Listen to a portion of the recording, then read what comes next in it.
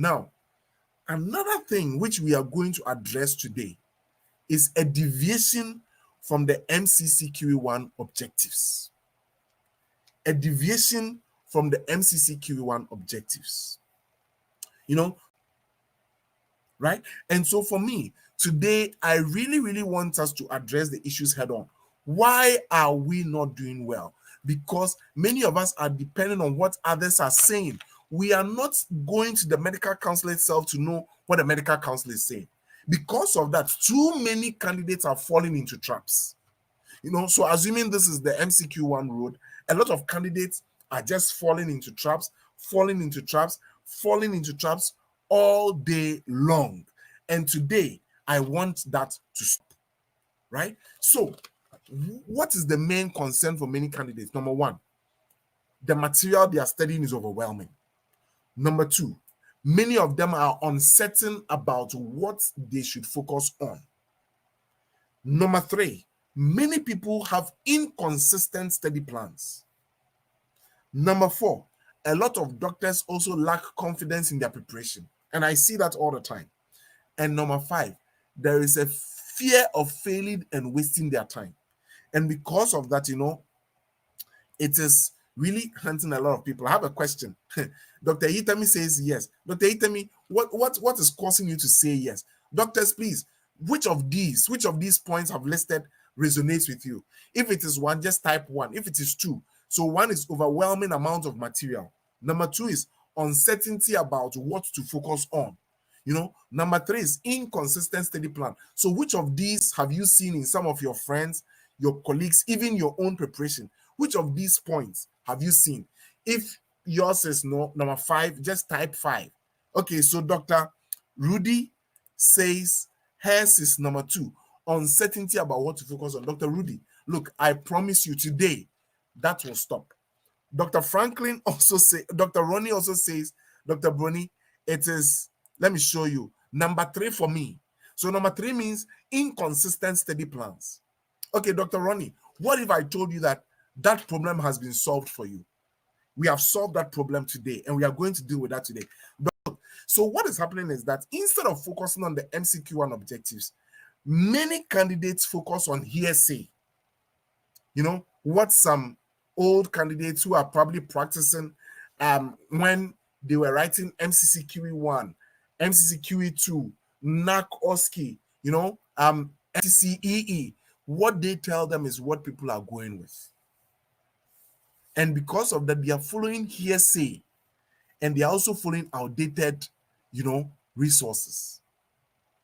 So doctors, we have seen too many bright people. Some of them are, professors in universities across the world. I don't want to mention countries. And they come in, and simple MCCQE1 is causing them to fail. And I'm sure many of us have friends and, family members, or maybe even ourselves, who have gone through this, who have fallen, prey to this. But it should not be so.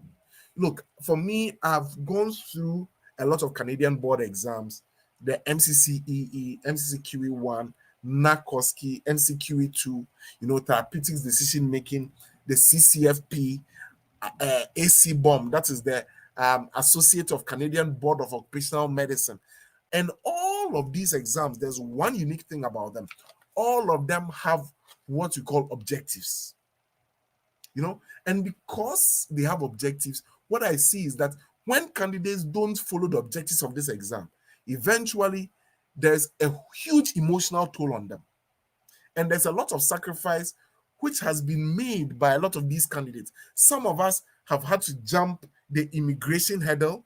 Some people have even had to go through a divorce because of the stress of this exam. I talked to many candidates, many candidates, and there's, consistent theme. I need my husband to give me permission to do this. And I'm like, wow. It is because of the toll of this. And then some of us, we are also out here, and then maybe some of our previous medical colleagues will be asking, so the Canada that you are staying, what exactly are you doing? Are you flipping burgers, or you are actually practicing? Even the emotional toll of the fear of failure or the uncertainty of the process. So even if I pass this exam, what is next? And for many of us, we need to prove ourselves to our families, our spouses, our previous medical colleagues. So whether you are from Nigeria, your colleagues from Nigeria, some people even tell me that because they've not been able to scale the Canadian exam, they can't go back home. Doctors, I think today I'm really hitting on some very, very critical points. And for me, it is very important and very essential. And some of us need to prove ourselves to, even some of our friends, some of our communities. Some of us come from communities where we are known as doctors back home. And now we've come to Canada and people are asking, what are you doing? So when you go for, maybe say Sri Lankan group, we can't go. While I'm sharing this, Dr. Damilola Okuje said, yes. Dr. Ronnie also says, that is true. Doctors, look, I have been there. And I always tell people, today I was having another conversation with another IMG. I was like, you know what? Every IMG has a story. Every IMG, every CMG has a story. Everybody has a story. And so today, I really want us to hit on this. So look, a very critical point is this. Today, we'll focus on why a strict adherence to the MCCQE1 objective is the only path to success. And for me, I say that with no shame. I believe strongly in the MCCQE1 objectives. And that is why every class I conduct, I make sure that we focus on objectives. So doctors, please, as the class is going on, share the link. Those on YouTube, please go to the YouTube page and just like our YouTube channel, subscribe, because we are putting so many things there. But look, today I tell you without doubt, I am not afraid, I'm not ashamed to say that for me, if anybody should ask me, Dr. Boni, what is the best way to prepare for this exam? I will say stick to the MCCQE1 objectives. That is it. That is it. Stick to the objectives. The MCCQE1 exam is designed around specific objectives. And like every Canadian board exam, and as I told you, I have gone through a repertoire of Canadian board exams. And every single exam is based on objectives. Every single exam. So the CCFP, the Family Medicine Board exam, is based on 105 topics. About 4 years ago, it was based on 99 topics.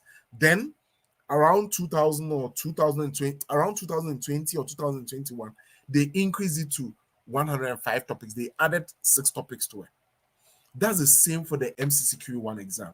The MCCQE1 exam also has a number of objectives, but those objectives are more than the CCFP exam. The last time I counted, depending on how you count, it's about 190 something objectives, right? So those who focus on these objectives are the ones who succeed. Those who don't focus on them, So, and I always tell people that the MCCQE1 objectives is your roadmap. The objectives tell you exactly what you need to know. And I say this and I say it without shame. If it is in the objectives, learn it.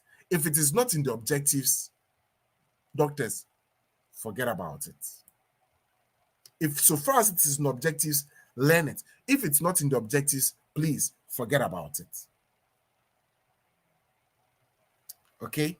If it's an objective, learn it. If it's not an objective, forget about it. And I will address Dr. Kasim. You have a question here. I will address it when the class is done. Okay? Now, the MCCQE1 objectives are your roadmap. And it's like this guy. The sign says one way, and this guy is going the other way. Right? It's like going against the grain and still expecting to succeed. But in surfing and in all these things, the only thing you need to do is just to go with the wave. And the wave is the MCCQE1 objective. The Medical Council has made it in such a way that just by following the objectives, you are good to go. All right? So, going against the objectives is like going against the grain. And in MedCognito, our approach is centered around the objectives. Nothing but the objectives. Our approach is not really centered about a particular book or, a particular set of notes. Rather, it's about the objectives. So if you are using a book and the objectives are in it, I'll say kudos, continue. But if those objectives are not there, then forget about it. Okay, that is it. It's like, your roadmap to success. Just follow the objectives. So today, doctors, I want you to know something. We got you a detailed 3-month study plan and a detailed 6-month study plan for free. And you can download it right now. What I'm going to do is, as we go through the lesson, I'm also going to share the link so you can download it. So those in on YouTube,